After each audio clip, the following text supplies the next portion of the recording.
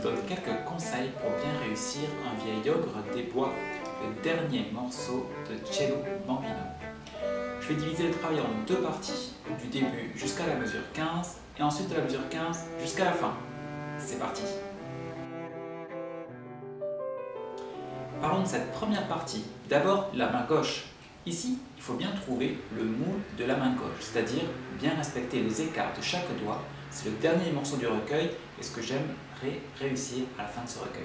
Donc, bien disposer ses doigts au-dessus de leur place pour réussir déjà le début. Par exemple, le tout début du morceau. Vous pouvez aussi vous aider en laissant poser vos doigts quand vous changez de corde. Par exemple, toujours au début.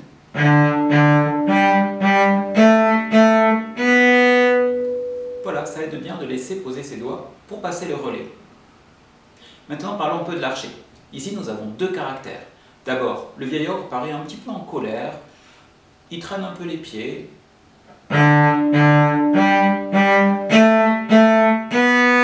Ça donne des notes piquées. Regardez l'archer, il s'arrête entre chaque note.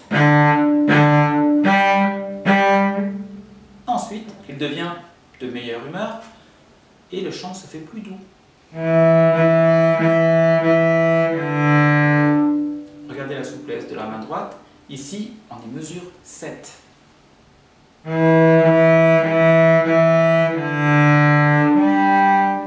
Je vous joue cette première partie en entier pour que vous puissiez observer l'archer et la main gauche. Pas trop vite.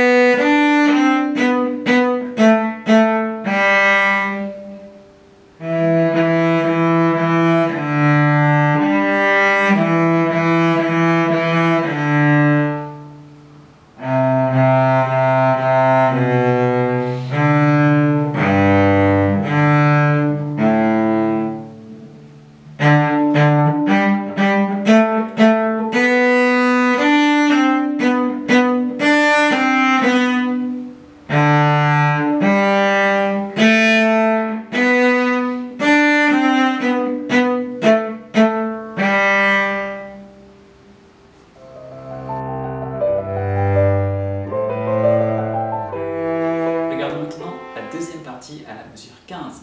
Ici, nous avons des planches. Nous allons donc utiliser tout l'archer. Et il faut bien faire attention au changement de corde qui nécessite de bien adapter la direction de l'archer.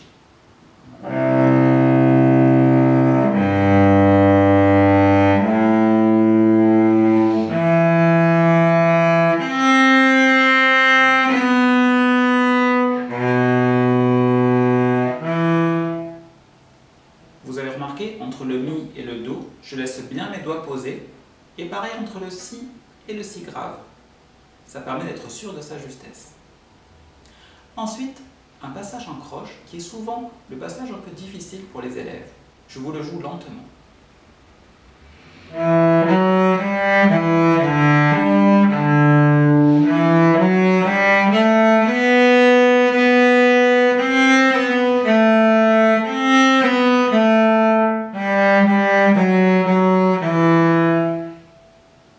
Ici, des croches avec des liaisons. Attention à garder bien le moule de la main gauche. Et pour finir, nous retrouvons le thème du vieil ogre.